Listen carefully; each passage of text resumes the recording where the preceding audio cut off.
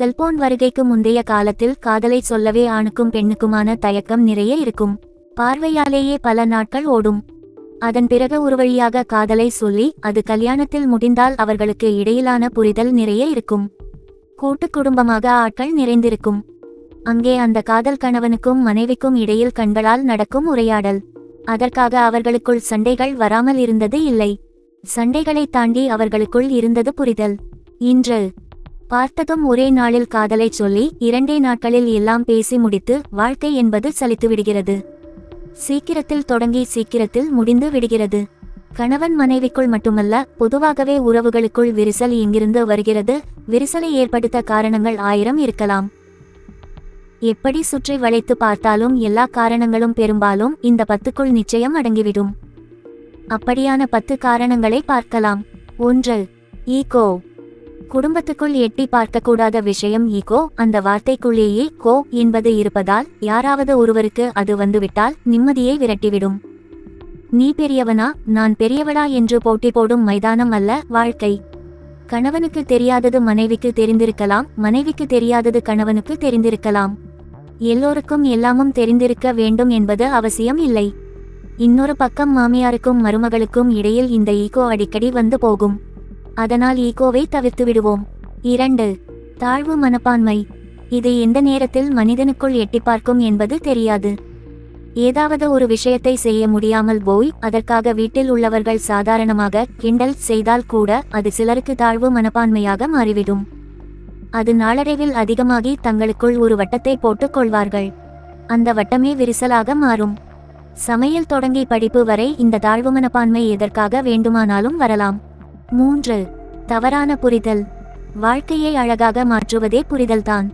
அது கணவன் மனைவியாக இருந்தாலும் சரி, அப்பா பிள்ளை, அண்ணன் தங்கை என எந்த உறவுகளானாலும் புரிதல் என்பது அவசியம். புரிதல் மட்டும் இருந்தால் வாழ்க்கை வரமாகும். அது மட்டும் இல்லாமல் போய்விட்டால் தொட்டதற்கெல்லாம் பிரச்சனை எழ ஆரம்பித்துவிடும். நான் சொல்றதை யாரும் கேட்க மாட்டேங்குறாங்க என்று எல்லோரிடமும் எரிந்து விழ ஆரம்பித்து விடுவீர்கள். மற்றவர்கள் எப்படி உங்களை புரிந்து கொள்ள வேண்டும் என நினைக்கிறீர்களோ அதேபோல வீட்டில் மற்றவர்களின் உணர்வுகளை நீங்களும் புரிந்து கொள்ள வேண்டும். 4. பொசிஷனஸ். தனக்கு மட்டுமே சொந்தம் என்ற பொசிஷனஸ் நமக்கு இந்நாளில் பழக்கமாகிவிட்டது. அளவு கடந்த அன்புதான் இந்த பொசிஷனஸ். கணவன் வேறு ஒரு பெண்ணிடமோ மனைவி வேறு ஓர் ஆணிடமோ சாதாரணமாக பேசினால் கூட அதை தாங்கிக் கொள்ள முடியாது. இந்த இடத்தில் அப்படியான ஒன்று நிகழ்ந்தால் ஹே லூசு, அவளும் நீயும் ஒன்னா என அதே இடத்தில் சொல்லி உங்கள் துணையின் முக்கியத்துவத்தை புரிய வைத்துவிட வேண்டும். அப்படியே அதை வளரவிட்டால் ஆபத்துதான். இது கல்யாணம் ஆனதும் வரலாம், 40 வயதிலும் வரலாம், எந்த நேரத்திலும் இது இன்றி ஆகலாம். 5. சந்தேகம். பொசிஷனஸுக்கும் இதற்கும் மெல்லிய கோடுதான் வித்தியாசம். அதன் அடுத்த கட்டம் இது. வாழ்க்கையில் எந்த சூழ்நிலையிலும் வீட்டுக்குள் வரவே கூடாத ஒன்று சந்தேகம். வாழ்க்கையை நரகமாக மாற்றும் சக்தி சந்தேகத்துக்கு உண்டு. பல வீடுகளில் புகுந்த சந்தேகப்பே வீட்டையே புரட்டி போட்டு சில இடங்களில் உயிரையும் குடித்திருக்கிறது. அதனால் சந்தேகம் என்ற பேயை மனசுக்குள் விடாதீர்கள். அப்படி உங்களுக்கு ஏதாவது தோன்றினால் அதை உடனே உங்கள் துணையுடன் கலந்து பேசி தெளிவுபடுத்திக் கொள்ளுங்கள். உங்கள் சந்தேகத்தை வளரவிட்டால் அது வெட்ட முடியாத முள்காடாக வளர்ந்துவிடும். 6. மனம் விட்டு பேசாதது.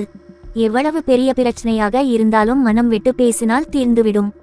ஆனால் அப்படி பேசுவதற்குதான் பலர் தயாராக இருப்பதே இல்லை. கணவனுக்கும் மனைவிக்கும் இடையில் வரும் சண்டைகளை இருவரும் பேசாமல் தள்ளி போடுவது தான் விரிசலை விரிவுபடுத்துகிறது. அதேபோல குழந்தைகளாக இருந்தாலும் சரி, பெற்றோராக இருந்தாலும் சரி, அவரவர்களுக்குள் ஒரு எண்ணம் இருக்கும். மற்றவர்கள் அதில் இருந்து மாறுபட்டு இருப்பார்கள். அந்த நேரத்தில் பேசினால் மட்டுமே தீர்வு கிடைக்கும். ஆளுக்கொரு விஷயத்தை மனசுக்குள் மட்டுமே நினைத்திருந்தால் அதற்கு தீர்வு கிடைக்காது. அது விரிசலில் மட்டுமே முடியும். 7. 3ஆம் நபரின் தலையீடு. குறிப்பாக இது கணவன மனைவி கவனிக்க வேண்டிய விஷயம்.